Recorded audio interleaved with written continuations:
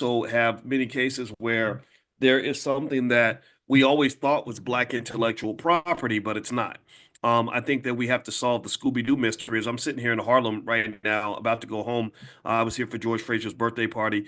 I just think about how many amazing artistic, or how many amazing art forms were invented by Black people that Black people don't own, right? That where we should have billionaires everywhere. We should have $100 billion companies in our community. We should be owning everything.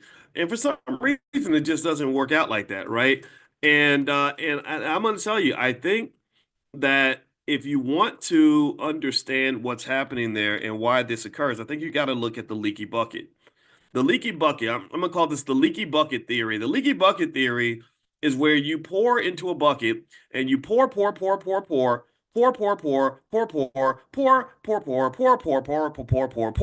into this bucket, and somehow you then go in and you're like thinking, I've been pouring into this bucket.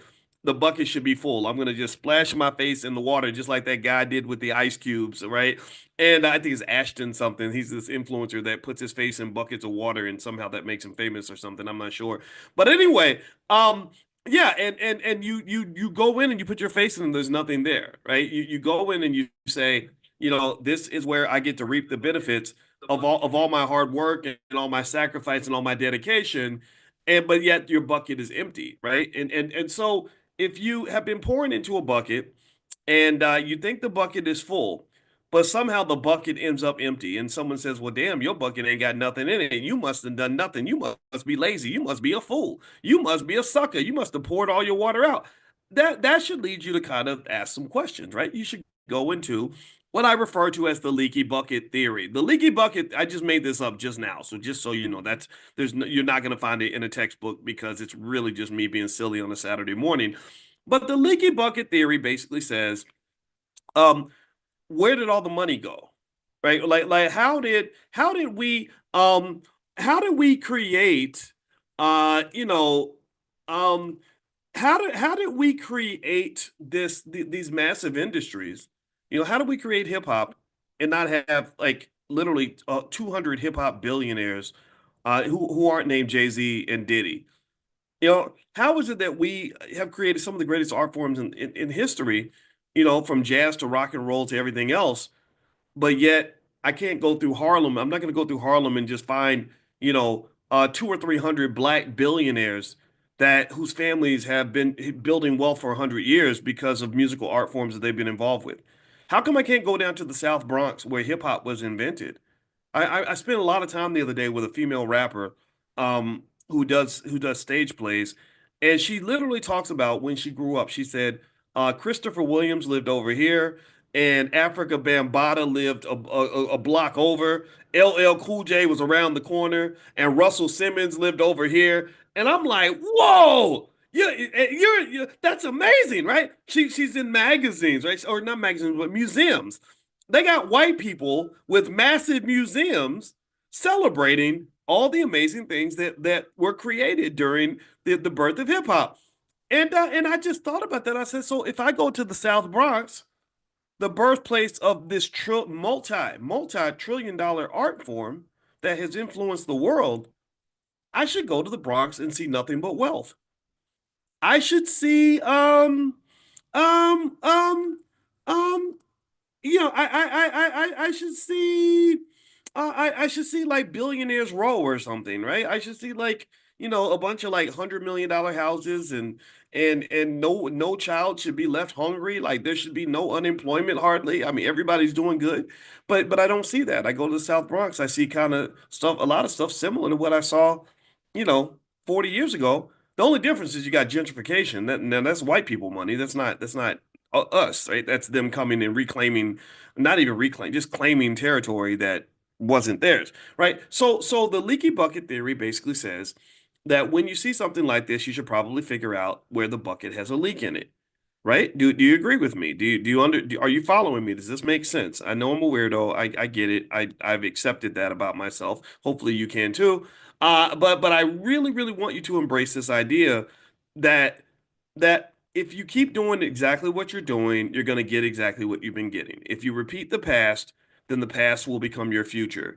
And I don't know, tell me if you agree with me, but I don't want our past to be our future. Give me a yes if we can agree on that. Can you agree that we don't want we don't want to repeat? We already seen that TV show. I don't want to watch a rerun of the Black oppression, the TV TV series, or the, you know broke black people. Right? That's a TV show. They've been running that show for about 100 years now, and I'm tired of that show. I want it to end. Just like Good Times when James finally got out the projects or something, or James died, right? But the family finally got out the projects, and then they were like, "Oh, okay, black people aren't suffering anymore, so like, we might as well end the show," right? So because we give them hope, but we only give them hope until the end of the episode when you find out that James got fired from his new job at the car wash, right? So what I will say to you is that if you want to go deeper on this idea of the leaky bucket theory, um, the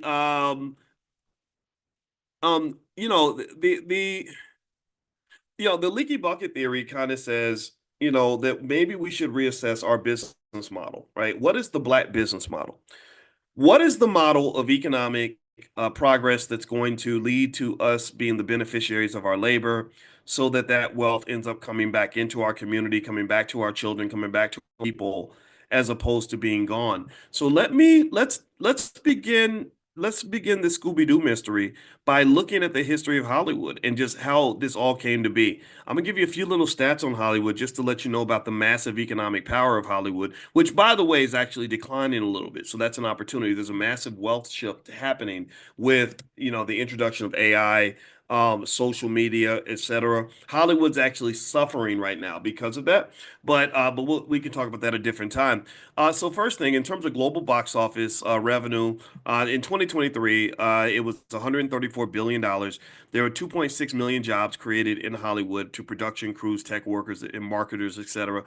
186 billion in total sales, U.S. only. 49 billion in wages paid annually. 17 billion in U.S. exports. So they're one of the top exporters. One of the other interesting things about Hollywood, if you look at the history of Hollywood, first off, if you, in case you don't know this, Hollywood started off in a way that was very, very humble. I mean, there was nothing there. It was actually absolutely this area that nobody wanted to live. And it reminds me of when I talk about seeing the wealth and seeing the vision of what your family and your territory and your space can become, right? So if you walk through a neighborhood, like you walk through a part of Detroit or West Side Chicago or whatever, and you're seeing abandoned buildings, empty parking lots, torn down infrastructure, that doesn't tell you what the value is. What that should tell you is that that is unutilized value. That is unrealized potential. Do you understand what I'm saying? Like that is your golden opportunity. See, so because some people make the mistake of thinking that their quest for wealth should be to search for wealth in places where wealth already lives, to go places where the potential has already been reached, right? To find the golden cities and the big corporate offices and the places where the billionaires live and say that's where the wealth is. I want to go there. But an investor understands differently. An investor understands that you don't, if you want to become rich, you don't go to the places where the rich people already live. There's a lot of competition. A lot of the opportunities have been taken. The resources have been utilized. You go to the place where nobody's looking. Do you understand? Just like buying a stock, one big mistake people make in the stock market is everybody wants to buy the stock that's hot. Everybody wants to buy the stock that just went up 100% in the last week. Everybody is looking at the stock that was on the cover of every newspaper because it shot up so much.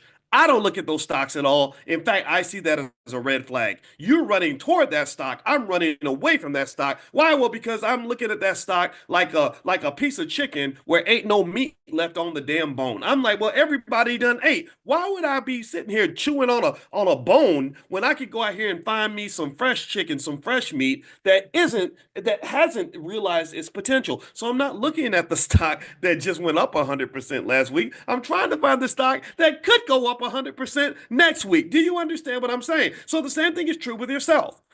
When you talk about Hollywood, just to make the parallel here, Hollywood was not a place where wealth lived until the people decided to pour into Hollywood and make it into a place where wealth lives today. Silicon Valley was a place that was a bunch of orange groves with cheap land that nobody wanted until the people decided to pour into it and invest in it long term, 20 years, 30 years, 50 years, and now they created Silicon Valley out of that, right? So my question becomes, what area of the black community is there where wealth does not live, where such that if we have a vision and we pour into that space, the same way the Jewish community poured into that rotten little place that they eventually called Hollywood, what place can we pour into that can become the mecca of black wealth 50, 70, 80 years from now? Well, in order to even find that place, you got to have some vision. Right? To find that place, you got to have some courage. To find that place, you have to have some self worth. You have to actually make a conscious decision to say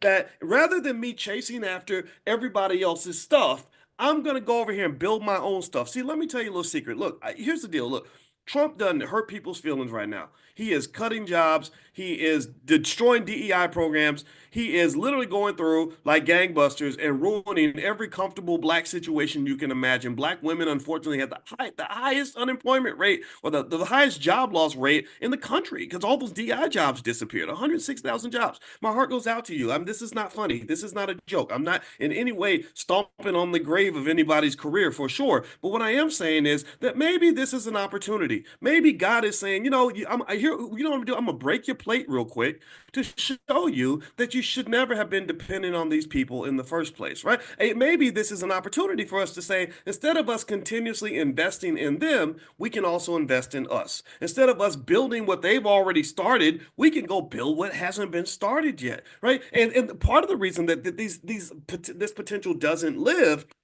it's because no one says, hey, we're worth this. Let's pour into us, into our kids, our community, our families, our businesses, and make our businesses great so that we don't have to go and ask for things from other people. See, the Jewish community, when they really created Hollywood, you know that you can't go to Hollywood and offend a Jewish person. You will lose your job. So if you are black and you are trying to go to Hollywood, you're in Hollywood, you make films, you do anything related to Hollywood, you better not say nothing negative about the Jewish community because they will kick you in your whole entire ass and they're gonna do it financially. They're gonna shove a dollar bill up your butt and put you in severe economic pain because they have that kind of power. And I'm not mad at them for it. I'm not mad at them for it. So the part of the reason that they were able to build Hollywood the way they built it was largely because they were going through some of, not all of, but some of what we're going through now, right? They were going through some of that discrimination, the oppression, the exclusion. I'm not trying to say that their experience was as bad as ours or worse than ours. That's not, I don't want to get into the oppression Olympics as far as who's gone through the most hell. Whatever. But what I will say is that their decision to pour into themselves is what led them to have so much economic power. I think it's really interesting that that community has like 2.3% of the population, but they control so much. I remember when I met with Kanye West for 11 hours and his bankers were on the phone with me, not his bankers, sorry, his accountants were on the phone. I think he just fired him. And they told me that JP Morgan had just sent him a letter saying that you have, X million, you have 80,242,982.18 in our bank. And if you don't remove your Jew hating but money out of our bank, we're going to send you a cashier's check and send your money to you. You will have a check in your mailbox for $80,242,918 or something like that. It was something ridiculous. And I was like, wow, that's a big check. But the point of the matter is that this was power. This was their ability to exert power. And I was like, ooh, yeah, I don't, if you offend me, you ain't gonna have I'm not taking, your money ain't gonna be in my bank. I'm not helping you if you offend me. Right. So I'm like, well, it's kind of, Kanye, you got a tough situation. You got some decisions to make. So here's the deal. When you're talking about the building of economic power, and you live in a capitalist society, there has to be some strategy behind it. And so, in order to get your strategy and figure out what's going to work, I think you should probably look at some things that have worked. So let's go through the history of Hollywood very quickly, and then I'm going to talk about some economic theories that you can lay down and teach your kids that relate to how that community amassed so much power, particularly in Hollywood. But they don't just have power in Hollywood. They have power everywhere. So in Hollywood, basically in the early in the 1800s, the land was garbage. A lot of filmmakers went west because they were trying to get away from Thomas Edison because he had all these he just filed so many freaking patents that he was trying to control the industry, and it was terrible. So California had a lot of cheap land, good weather, diverse landscapes, etc. So that was really great for filming. So a lot of the studios, a lot of people don't know that most of the major studios in Hollywood were started by immigrants from the Jewish community, mostly from Eastern Europe, and so they were excluded. They're not just from white society, but even their own community kind of looked down on them. So they went and said, if we go get some money, we get some power, then we can control our own destiny. We can create our own ecosystem. So a lot of people don't know. How many of y'all knew this? That the Warner Brothers was founded by four Polish Jewish brothers, Harry, Albert, Sam, and Jack Warner. Paramount Pictures was founded by Adolf Zukor, a Hungarian Jewish immigrant. Universal Pictures was started by Carl Lammel, who's a German Jew. That was started in 1912. MGM was merged, let's see, from Marcus Lowe, a Jewish theater magnate, and Louis B. Mayer, a Russian Jewish immigrant. So they got together and they formed a partnership. They didn't say, well, Negro, I'm better than you, and all this other stuff that we see sometimes in the hip hop culture. They said, let's partner, let's work together. So, for example, this year at the All Black National Convention, we're partnering with Dr. Ken Harris and the Black Business League, and we're going to create the biggest blackest convention that you've ever seen. Thousands of people. We have six African presidents that are coming to the convention. It's going to be massive because we our goal is to work together, not to compete and outdo each other. So hopefully you guys will come to the convention. It's going to be in Atlanta, April 21st and 22nd. Sorry, April 21st to the 23rd. So I'll give you information on that soon. The tickets, I told you guys about that. They're almost ready. They keep telling me they're ready, and I text them this morning. They better send me those dang tickets. All right. So anyway, MGM, this 20th Century Fox was founded by William Fox, who was a Hungarian Jewish immigrant. So literally, Warner Brothers, Paramount Pictures, Universal Pictures, MGM, and 20th Century Fox were all founded by people from the same community. That's very freaking impressive. And so basically, they believed that the film industry could be an opportunity for them to control the narrative about themselves to the world. Their goal was to integrate with America, which is ironic, right? I don't know if integration worked out well for us, but their goal was actually to assimilate and to blend in, which, you can think about that what you want. In the 20s and 40s, the studios became vertically integrated, right? That means that they were producing their own movies, they were distributing their own movies, and they owned the theaters through which the movies would be distributed. That's when the golden age of Hollywood began. They didn't just make a movie. See, we got a lot of people out here that know how to make a movie and how to be in a movie. But the question is, did you study how to distribute a movie and how to monetize a movie? Did you finish the class? Or did the class end when you figured out how to be the bright shining eagle that they put on the stage? Like a damn lawn jockey. Actually, lawn jockeys are a sign of success for us, actually, if you look at the real history, but you get the point. Like like is that all you wanted was the attention and the fame? Because that's why everybody went to the Diddy parties because they wanted the attention and the fame. And then you saw how many people did deals with Diddy and never made a nickel. They only walked away with an STD. So ultimately they did vertical integration. Vertical integration is where you pull something out of the ground, you process it, you take it to the market, and you sell the dang thing. That's what you do. That's vertical integration. You're connecting the dots, you're controlling the process. Because here's the deal. When you are something like a content creator, unfortunately, in many cases, you will get exploited by the content distributor or the content monetizer. Right now, there's a producer who is suing Universal Music Group because he did all the songs. He produced a bunch of the songs on Lil Wayne's album that sold, I think, 10, 20, 30 million copies. I have no idea. It was a big number. I think 18 million. It was a massive number. And he's like, I did not get paid. And I don't know if he's ever going to get paid. He's going to have to pay lawyers for 5 years just to find out. Well, why didn't you get paid? Everybody else got paid. I mean, Warner Music or Universal Music, whoever he's suing, they got paid. Even Lil Wayne got paid, but you didn't get paid. Well, that's because you're probably at the bottom of the food chain. That's because after everybody chopped up the piece of chicken and cut their slice out, there wasn't nothing left for you. That's why, for example, you'll see with Warner Brothers, you literally will see these crazy examples where they'll tell you that films like Harry Potter were not even profitable. They literally will be like, well, we did the Harry Potter thing and we tried. It didn't quite work out. There was a little money made, but not much. I mean, after all the expenses and after I finished paying myself and paying my cousins and taking out managerial fees and administrative fees and butt scratching fees and chicken neck fees, we don't have nothing left for you because you're at the bottom of the food chain. There's a vertical integration, there's a vertical process, and you're at the bottom of that process. So everything goes through, money floods in, everybody takes their piece, and then by the time it gets to you, there's like a little drop. So vertical integration should be understood by every black person in America who wants to understand how business operates and how to make sure that you get your piece of the chicken. Our daughter is a really talented singer, actress, and dancer. And a couple things I warn her about as she goes into the entertainment industry is I say, number one, uh, please don't go to any Diddy parties or anything like that because they have them all the time. Diddy ain't the only one having those parties. Everybody was doing that. He learned from other people. Let's just be clear. I say, number two, we're going to learn vertical integration.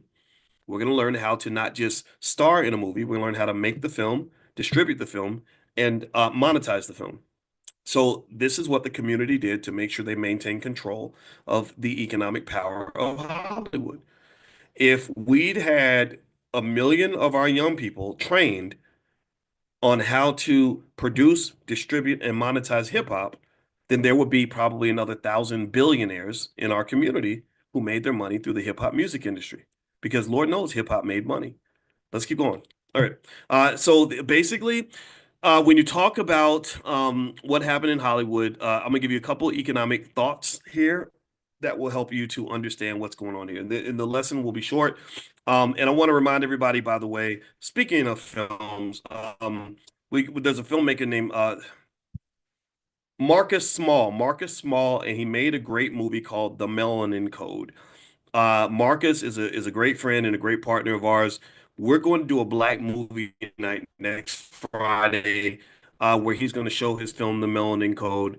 All of you are going to be invited. If you want to be invited, make sure you're on the text list for this class. Text the word morning on your phone to the number 87948. So text morning to 87948, and I will send you the link to join us on Friday night for the Melanin Code. Also, if you want a free wealth guide, you can go to drboycefinance.com. There's a wealth guide there that you can pick up if you haven't gotten it yet. drboycefinance.com. Okay, so a couple things that you should know is number one, vertical integration isn't just about money. It's really about power because you're controlling things. The Rockefellers and others, they were able to build massive economic power through vertical integration. So if you look in areas like industrial organization or market structure, you'll find that vertical integration pretty much means controlling the whole pipeline. And when you control the pipeline, you have the ability to squeeze out middlemen. So a lot of times, the reason, for example, I was explaining to you all why I don't see a big future in choosing content creation as a profession is because there was a time 15 years ago. I've been making I'm a technically a content creator, even though I'm not. I'm a doctor of finance. I'm not trying to be a content creator. I'm trying to talk and teach. And anyway, I remember the golden age of content creation. I remember back when back like 2012 when you can make a video that got 100,000 views and pay all your bills that month. I mean, make thousands of dollars off that video. I remember I had a I spent the whole day with a brother. I don't have his name in my head, but he created a really popular platform called Bossip. And I like the guy a lot. I should have his name, but I'm very bad with names. But I really like him a lot. And he invited me down to Florida. We hung out for the day.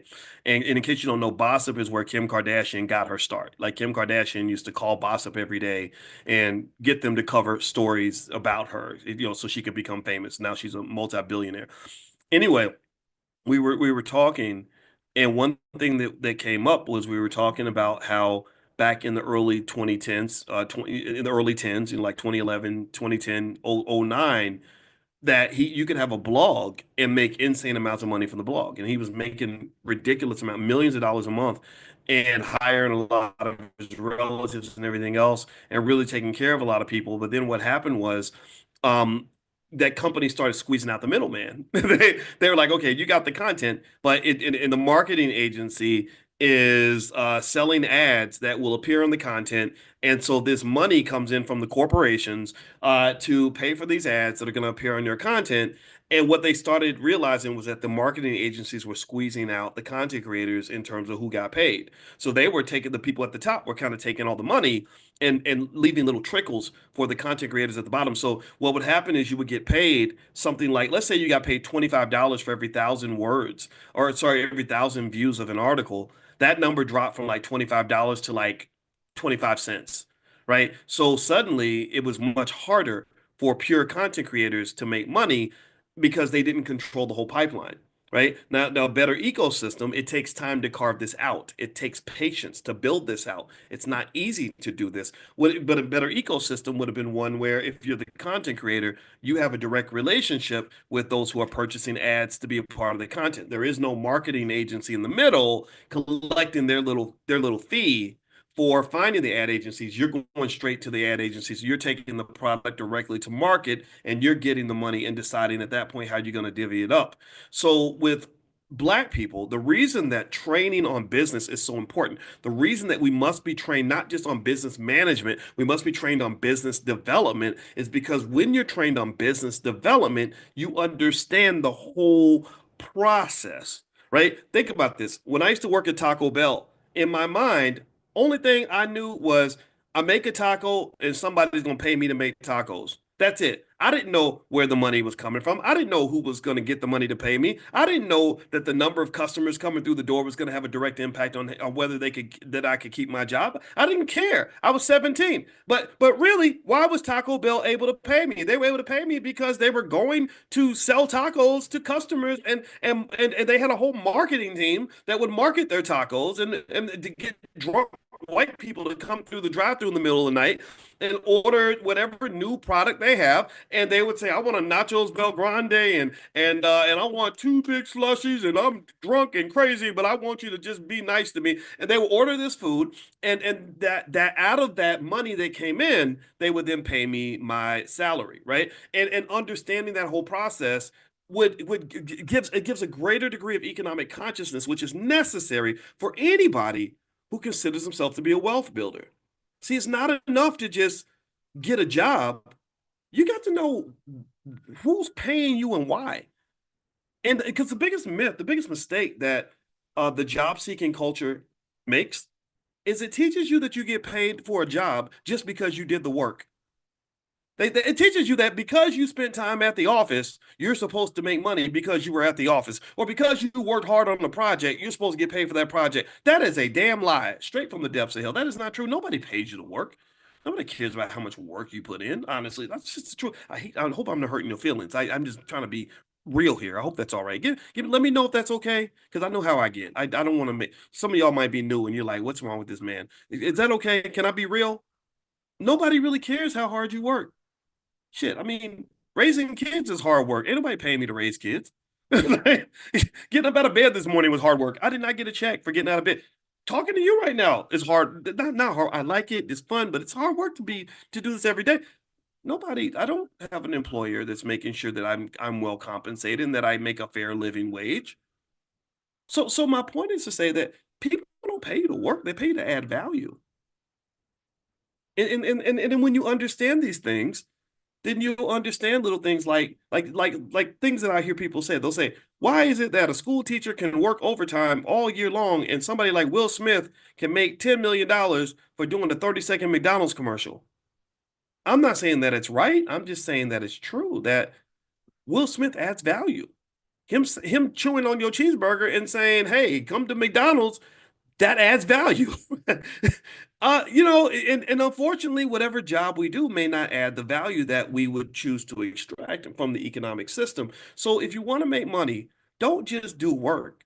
Figure out how to add value. But in order to understand how to properly add value, you got to understand where the value is located. What does that even look like? What does that mean? That's consciousness.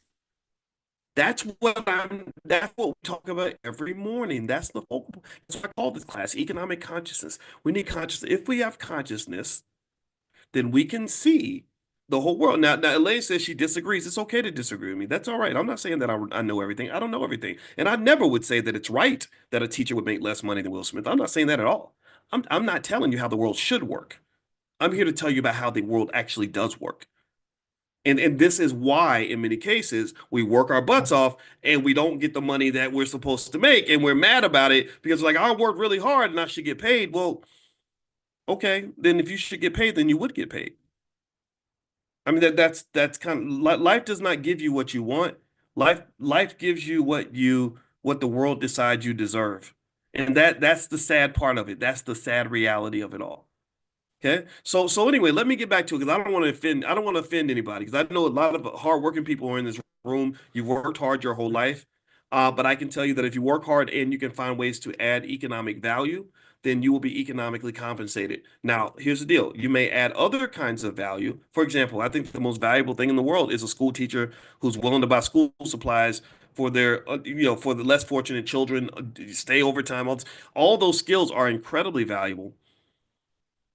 But unfortunately, kids don't have a lot of money to pay you for that value. They can give you a hug and they can tell you how great you are, and that they can pay you in hugs all day long. But if you want to get paid in money, you have to understand economics. Okay. So I want to make sure you know the difference before we get, I don't want anybody to get uncomfortable because they're saying, oh gosh, I work really hard. And he's saying that what I'm doing doesn't matter. I'm not saying that at all. I'm saying that this helps fix the leaky bucket theory, of why is it that we can create things that add so much value for other people, but we don't get any of that value ourselves? Part of that comes from consciousness, which might lead to the understanding of things like vertical integration. So if I'm a filmmaker and I say, gosh, I'm the best filmmaker in the world, I worked really hard on this project, I made an amazing movie, why am I broke?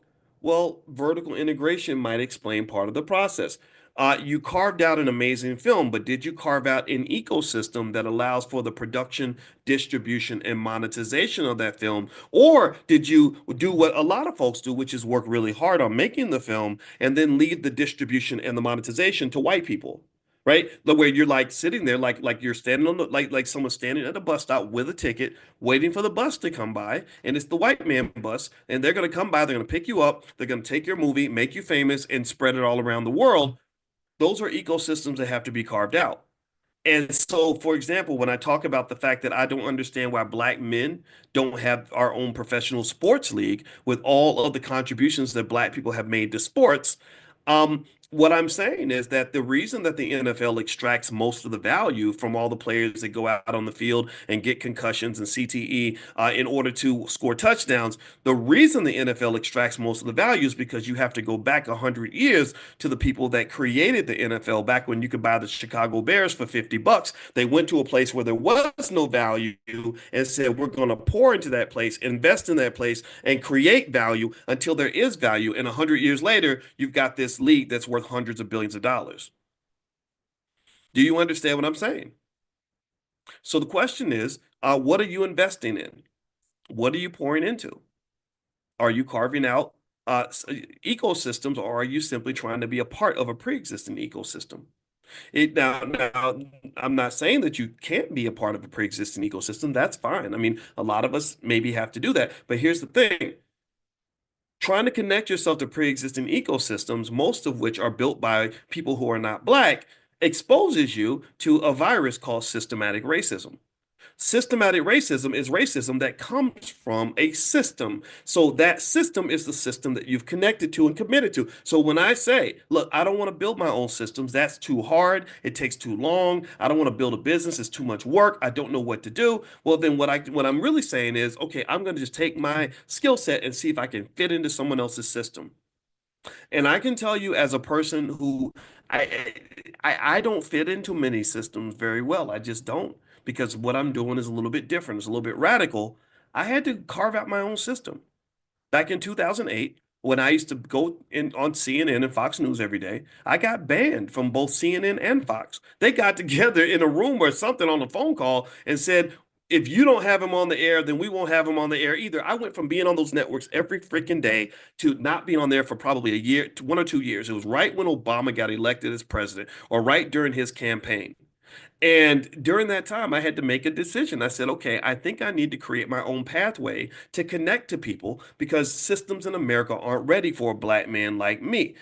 Public school systems aren't going to bring somebody like me in to talk to black kids, even though I understand them. I can empower them. I love them. I could teach them things about economics that their school system never could. A lot of public schools would say, no, no, he's too dangerous and radical, and he'd be talking about that racial stuff, and racism doesn't exist. So we're not going to talk to a guy like that. We're not going to let somebody like this come in and talk to our Negroes. Right. So what did I do? I said, well, let me carve a different system. Let me produce, distribute, and monetize and find some way to create a purer system such that I can still get to the target audience, which might be families and children in my community. I just got to find a different way through the internet. I can talk to their moms and their fathers and see if I can convince the mothers and fathers that this message matters. And then we can go through a channel that is outside of that which possesses the systematic racism that blocks men and women like me. This was a benefit. This is a blessing. I didn't know when I studied finance that it was going to come to this. But the greatest gift I ever got that I can think of was financial consciousness. I'm like, oh, let me figure out a new system. Let me figure out a new process. Because if I try to do what everybody else is doing, I'm going to get blocked like everybody else. So a lot of you have your talent unleashed, or your talent has not been unleashed. Your talent is suffocated because you're being blocked. You didn't get the job. You didn't get the promotion you deserve. You're not getting the opportunities you deserve. You're not getting paid what you deserve. And a lot of that is very frustrating, largely because you don't have enough of that word that I love to use called options. Financial consciousness just gives you options. The hard part, though, is that some of those options are difficult. Some of those options require delayed gratification. Some of those options require much more work and planning. And that's why so many people don't do it. That's why the reason they haven't worked to create a black-owned sports league that can parallel the NFL is because it's just too much work.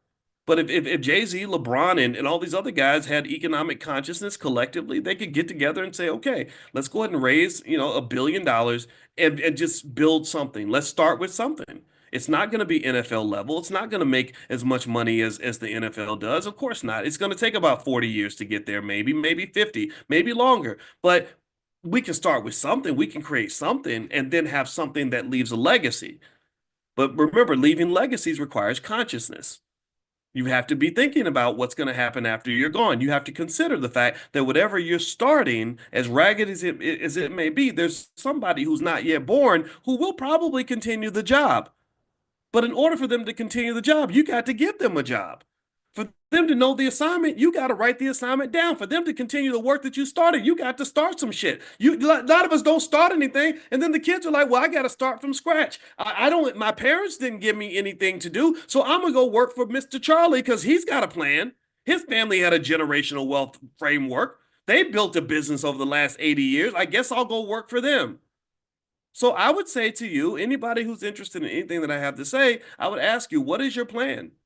What is the generational wealth agenda? What is the objective? Or are we letting the world decide what the agenda is going to be?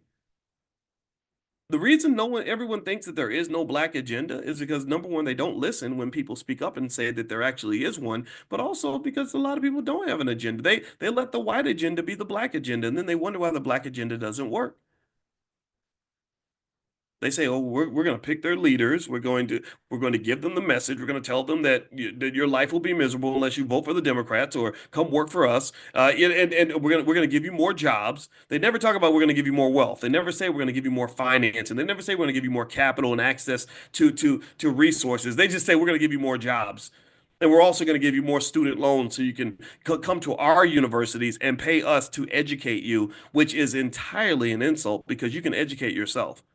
There are millions of black people who are capable of educating other black people, yet somehow we've convinced ourselves that it makes sense to give a trillion dollars to white people to educate us in many subjects where there are many black professionals and experts who could do the job themselves if they had the support and the financing, but we don't give them that because they're not white, and we white people are the smart ones. Let me finish up here. Let me finish up. A couple more theories that I want you to walk away with today. Number one, we talked about vertical integration. Number two, there's something called social capital that converts to economic capital. And let me just read a little bit to you about how that works.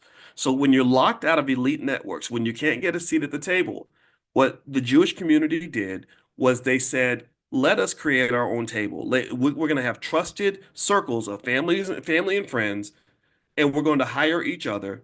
And then that's going to create social capital. So what happens is you have this tight-knit community where you reinforce ideals and concepts. You get everybody on code with trust, loyalty, sharing the risk. And what that does is that lowers transactions costs. It creates a free trade zone, basically similar to what the U.S. had with Mexico and Canada before Trump started to mess that up. Similar to what the Asian Pacific Union countries have with each other. Similar to what the European Union has. You're creating an economic gang. We've talked about how economics globally is gang affiliated. That if you're not part of an economic gang, you're not going to typically win the economic game. You invest in people who invest in you. Collective economic empowerment is how you actually grow economic ecosystems. So there has to be some sort of consciousness that relates to the power of the team. There is no I in team. There is no one off. You can't build a team with one person. You can't build a football team with one football player, no matter how good that player may be. Next, the last thing is that there's something called a cultural monopoly that the community created when it came to building their economic power. This is from behavioral economics, and so ultimately, when you talk about the cultural monopoly, what that does is it creates demand. You're creating demand for the product, which increases the price of the product. So basically, when you shape culture like Hollywood has done, they create demand for whatever it is that they offer. So a lot of the Jewish moguls, or not even just Jewish, just moguls in media, they define what the American dream is. They lay out the aspirational lifestyle. They're not just in the position of controlling how you view their culture. They actually control how you view your own culture. Tell me if I'm lying. How many of you have watched movies with black people in them and literally wanted to vomit because you could tell that there was some agenda where they wanted to tell you what it means to be black? And I want you, so give me a yes if you agree with that. But then the second piece of it is, how many of you have also noticed that many of our people fall for that message? Many black people shape their blackness based on what they saw in a freaking movie. They base it on what they heard in somebody's song. So you don't talk about power. They literally create your whole reality. You are their version of artificial intelligence, and all they're doing is sitting back and writing prompts. So you need to call yourself Chat GPT Negro, because literally they are writing prompts and telling you how to behave, and you think that it's all self-determination. No, what they call the culture ain't nothing but music and movies. That's all it is. And the music and movies are being made by other people, right? So literally, you are the original artificial intelligence. That's what you are. AI does not stand for Allen Iverson. It literally, AI means all of us are pretty much a product of a culture being created by somebody else. Not all of us, most of us, some of us have consciousness where we've leveled up out of that. But this is the power of how they constructed everything. So if you shape the narrative, you shape consumer behavior. Consumer behavior, a type of programming, becomes a cultural product, such that you can get that Negro to want the Gucci bag. You can get him to want the Chanel. You can get him to want to come to Hollywood so he can get used up at a Diddy party because he grew up dreaming about being next to the Diddies. How many kids do you see in our community who grow up dreaming of being the next Diddy or the next Jay-Z? Seriously, happens everywhere. Happens all the time. 60% of all black boys want to be rappers or football players or basketball players. It might be more than 60%. I think that's actually a conservative estimate. Where did they get that from? Their parents aren't in the NFL.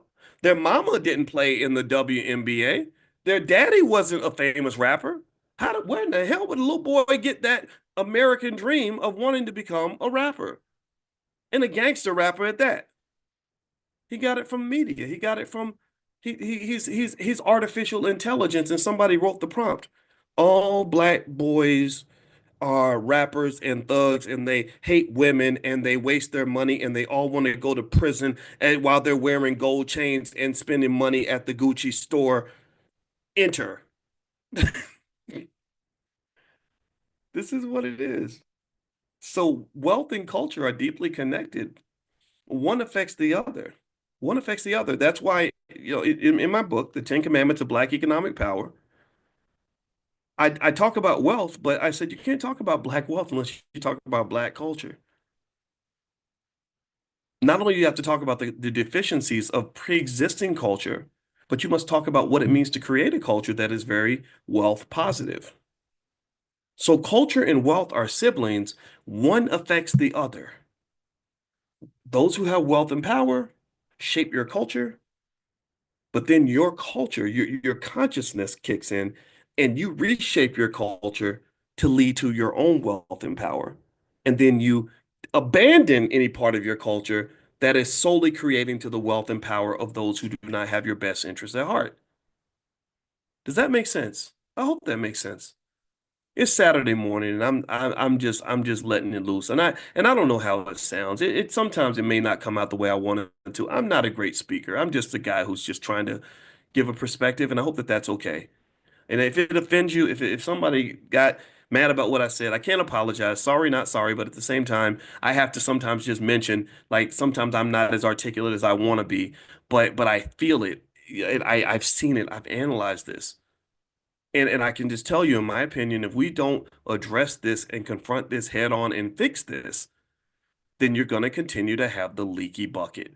You must plug the leaky bucket. You must plug the leaky bucket. You fill that sucker up, and then when you fill it up, you will have an abundance of wealth and power.